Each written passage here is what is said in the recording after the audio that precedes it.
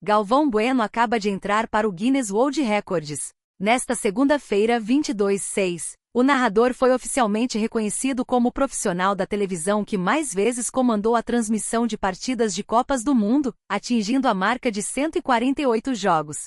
A cerimônia que oficializou o feito aconteceu em Miami, nos Estados Unidos. Figura central em momentos históricos da seleção brasileira, como a conquista do tetracampeonato, Galvão Bueno chegará em 2026 à sua 14ª participação em mundiais.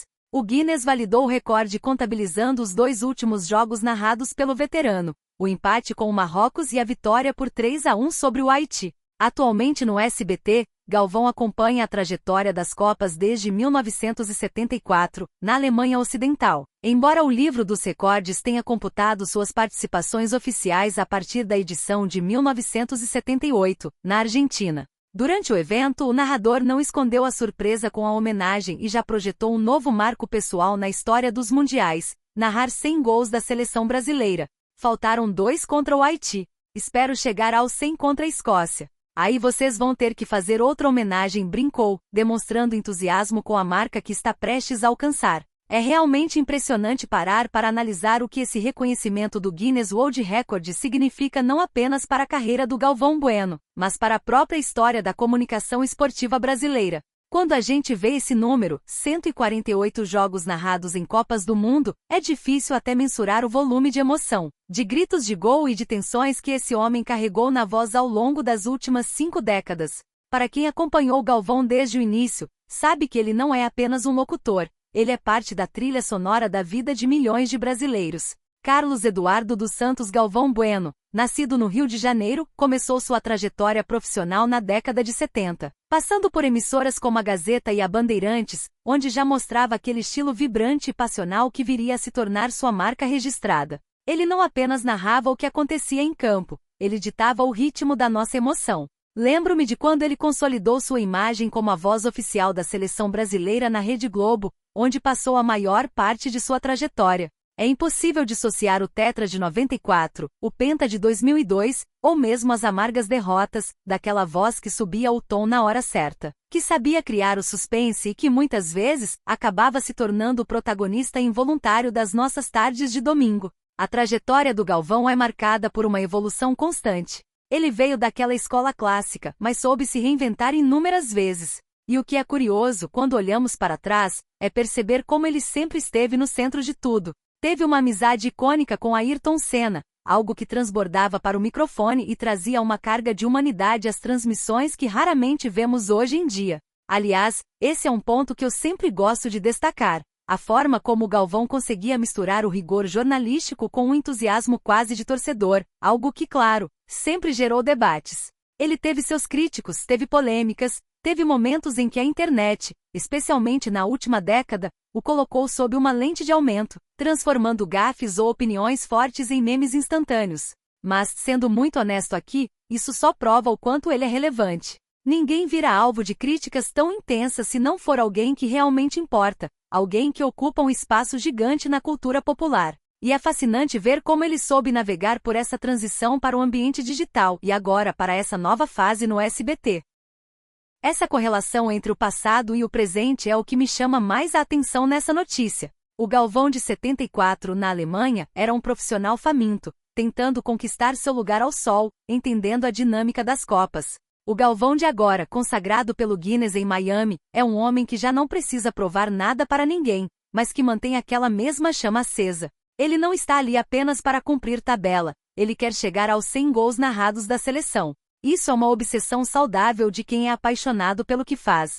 A mudança de ares, saindo da estrutura tradicional da Globo para esse novo desafio no SBT, mostra que a carreira do Galvão tem camadas. Ele não se acomodou. Ele poderia estar apenas aproveitando a aposentadoria, curtindo seus vinhos, mas não, ele continua buscando o próximo marco. E o que eu acho mais interessante nesse cenário, e aqui já entra a minha visão particular, é que a televisão brasileira carece de figuras com essa capacidade de mobilização.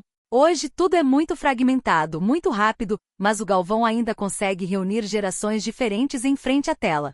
Quando ele narra, existe uma espécie de pacto com o espectador. Sabemos que ali tem história, que ali tem bagagem. Eu particularmente acho que esse recorde do Guinness não é apenas sobre números ou estatísticas de transmissão. É um reconhecimento de que o rádio e a televisão, na sua forma mais pura, são feitos de conexão humana. Muita gente tenta desmerecer o estilo mais expansivo dele, mas eu convido essas pessoas a pensarem no vazio que seria narrar uma final de Copa do Mundo sem alguém que tenha essa dimensão épica, essa capacidade de transformar um esporte em uma epopeia. O Galvão entende como ninguém que o público brasileiro não quer apenas saber quem fez o gol, o público quer sentir a magnitude do momento. E ele entrega isso com uma dedicação que, como vemos agora, é reconhecida mundialmente. O fato de ele projetar o 100º gol contra a Escócia, com aquele bom humor de sempre, mostra que ele ainda se diverte. E no fim das contas, é isso que mantém qualquer profissional no topo por 50 anos. A capacidade de não perder a graça, de não deixar o trabalho virar apenas uma obrigação burocrática.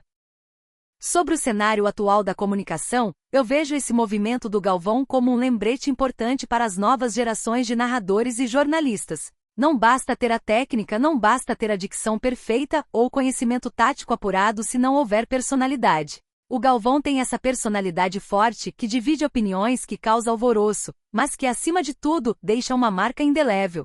Quando ele fala, a gente presta atenção.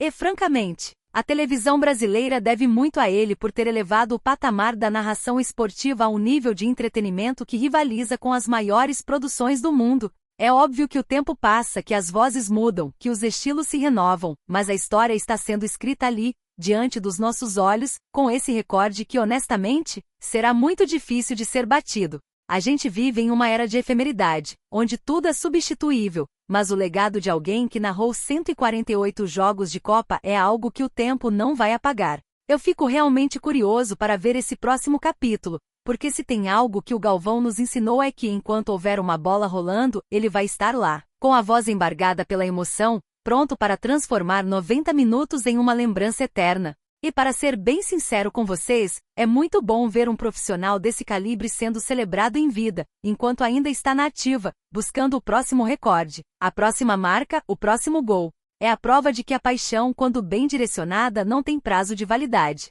Que venha a Escócia, que venha o 100º gol e que a gente possa continuar acompanhando esse mestre do microfone por muito tempo, porque gostando ou não de seu estilo, a trajetória dele é, sem sombra de dúvida, um pilar central de tudo que conhecemos como jornalismo esportivo neste país. É uma marca histórica, um reconhecimento mais do que merecido, e acima de tudo, um convite para que a gente continue valorizando as grandes figuras que moldaram a nossa memória afetiva através da televisão.